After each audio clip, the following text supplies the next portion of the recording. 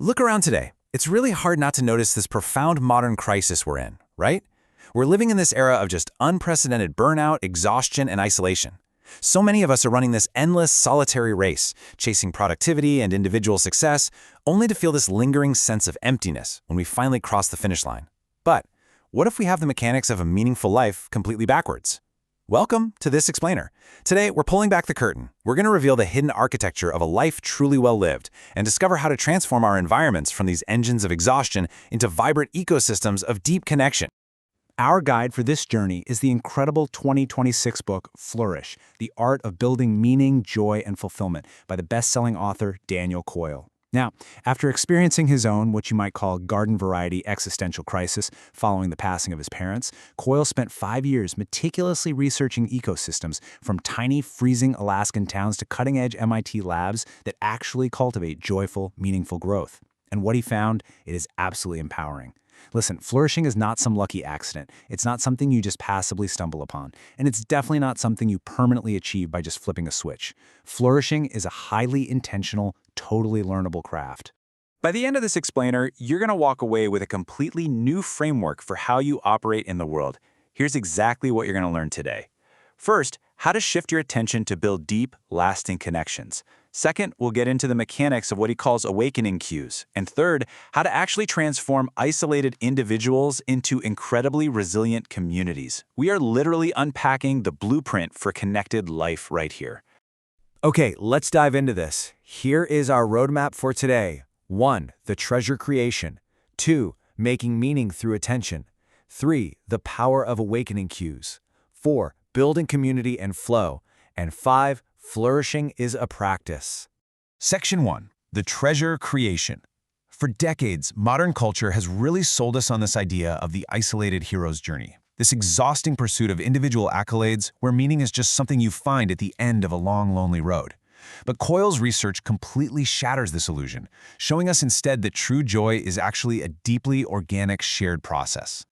Listen to this quote from psychologist Barry Schwartz, which actually served as the massive catalyst for Coyle's entire investigation. He says, "People mistakenly think life is a treasure hunt, and it is not a treasure hunt. It's more like a treasure creation."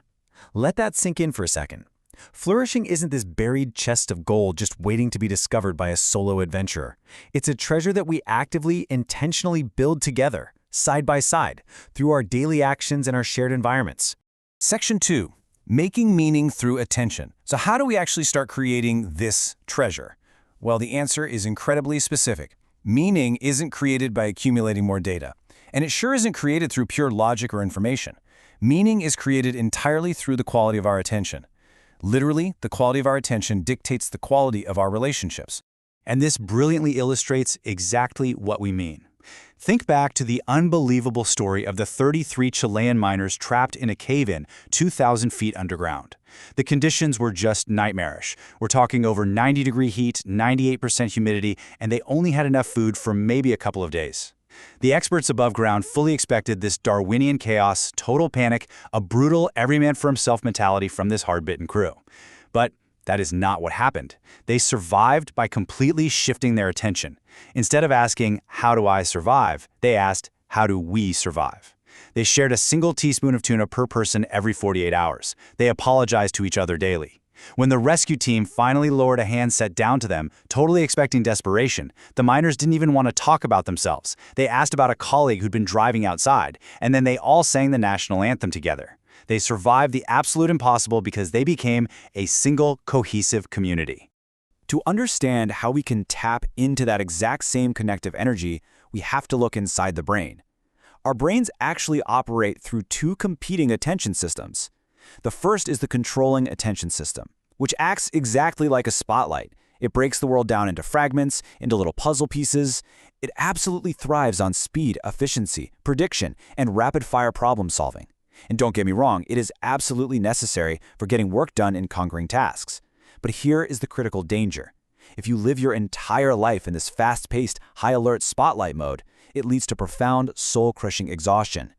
Now, what's really interesting about this slide is there is a powerful alternative, the connective attention system.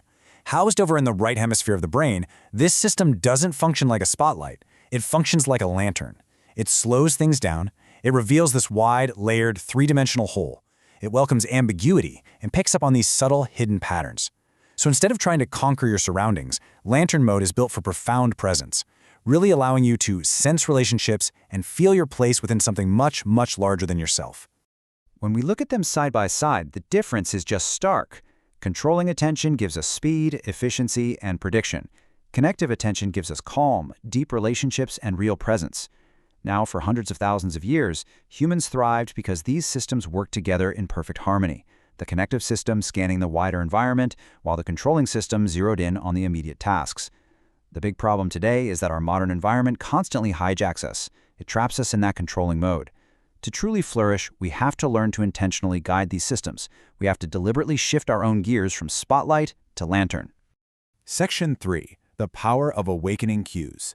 So how do we intentionally shift our gears in a world that literally never stops moving? Well, that's where Coyle introduces a highly practical set of tools to intentionally interrupt our busy lives. He calls these awakening cues. I want you to try a quick thought experiment from the book with me. Imagine you carry a small device in your pocket, and it emits this bright, spark-like glow every single time you experience a moment of true flourishing. What triggers those sparks? It's these awakening cues. Silence, music, ritual, nature, shared meals, storytelling. These aren't just nice, relaxing little weekend activities. They are deliberate, structural interruptions that temporarily force our attention away from productivity and push our brains into that expansive, connective lantern mode. This is exactly where meaning begins.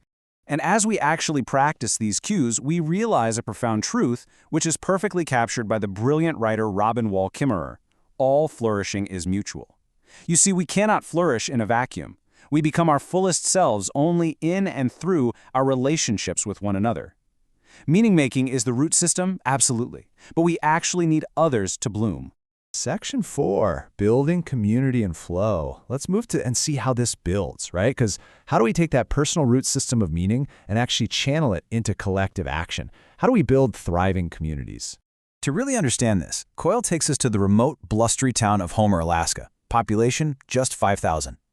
Every single year, this town does something completely irrational.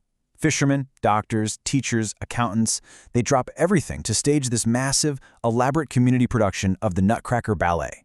100 kids and dozens of adults spend weeks sewing costumes, building sets, and struggling to learn these incredibly complex dances. Logically, it makes zero sense. But if you hold up that imaginary flourishing detector we talked about, what you see is a literal Mississippi River of sparks. You see teenagers who were once cast as tiny lambs looking back at the new first graders. You see a whole town walking through the freezing, snowy parking lot to experience something they made together. It's an ecosystem that converts everyday disorder and chaos into this magical, shared vitality. The Nutcracker isn't just magic, though. It functions according to very specific rules. Across all the wildly successful ecosystems Coyle studied, from a $90 million deli community down in Michigan to world-class athletic towns, flourishing environments consistently require these core ingredients: purpose in trust, shared rituals, curiosity, psychological safety, and collective ownership. Now notice something here. Not a single one of these ingredients costs a dime, but they all require immense, deliberate intentionality to actually cultivate. Section 5. Flourishing is a practice. Which brings us to the overarching theme of this entire explainer. Flourishing is never, ever a final destination. You don't just check a box one day and say, all right, I have flourished, I'm done. No, it is a continuous practice. It's a series of small, daily, intentional choices we make with the people around us. So the crucial point is this: you can start implementing this today, right now. The actions are profoundly simple, but they completely rewrite the way we relate to one another. Step 1, eat together. Just share a meal. Step 2, walk without your phone, intentionally turning off that spotlight and firing up the lantern. Step 3, tell stories that build a shared identity. Step 4, ask deeper, open-ended questions and actually listen completely, without trying to jump in and solve a problem. We need to start measuring our success not just by what we achieve, but by how people feel after spending time with us. We absolutely have to stop treating life as a solitary race for personal achievement. We have to let go of this desperate need for absolute control and start engaging in a warmer, looser, more meaningful conversation with the world around us. Because meaning isn't a problem you solve all by yourself, it's a treasure you create together. So I want to leave you with this one vital question to ask yourself as you step back into your day. What kind of community are you helping to build today?